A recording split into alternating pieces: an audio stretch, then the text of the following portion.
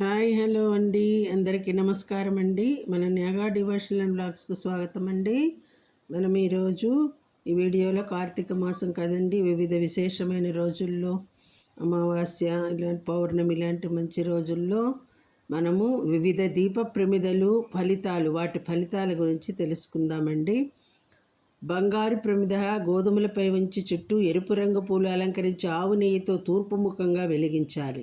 ధన సమృద్ధి, విశేష బుద్ధి చాతుర్యం లభిస్తుంది.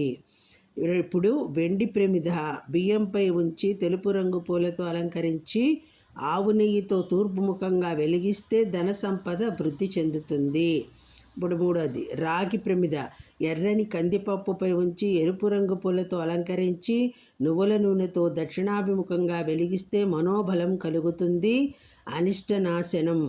ఇప్పుడు ఇంకోటి కంచు ప్రమిద, దీనిని శనగపప్పుపై పెట్టి చుట్టూ పసుపు రంగు పూలతో అలంకరించి ఉత్తరాభిముఖంగా నువ్వుల నూనెతో వెలిగిస్తే ధనానికి స్థిరత్వం ఉంటుంది.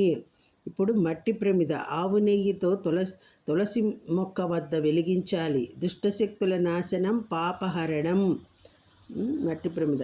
ఇప్పుడు పిండి ప్రమిద పిండితో నలుచదరపు దీపం వెలిగిస్తే 4 విధాల లాభం కలుగుతుంది. ఇప్పుడు అమావాస్య రాత్రి ఆవు నేతితో రావి చెట్టు కింద దీపం పెడితే పితృదేవతలు సంతోషిస్తారు. మళ్ళా ఆవ నూనెతో రావి చెట్టు కింద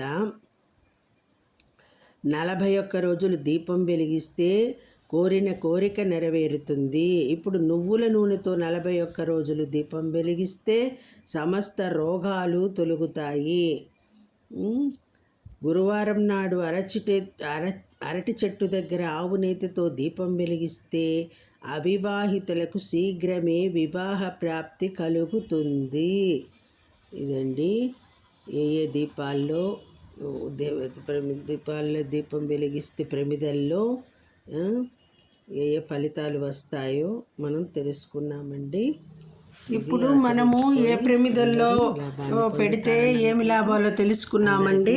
ఇలాగే వాళ్ళు చెప్పిన పద్ధతి ఏంటంటే మనం ఆదివారం ఏంటండి గోధుమలు, సోమవారం బియ్యము, మంగళవారము కందిపప్పు, బుధవారం పెసలు, గురువారం శనగలు, శుక్రవారం శనగపప్పు, శనివారం నువ్వులు అలా పోసుకొని ప్రమిదలో కింద ప్రమిదలో పై ప్రమిదలో దీపం పెట్టుకుంటే అలాంటి మంచి ఫలితాలు వస్తాయండి.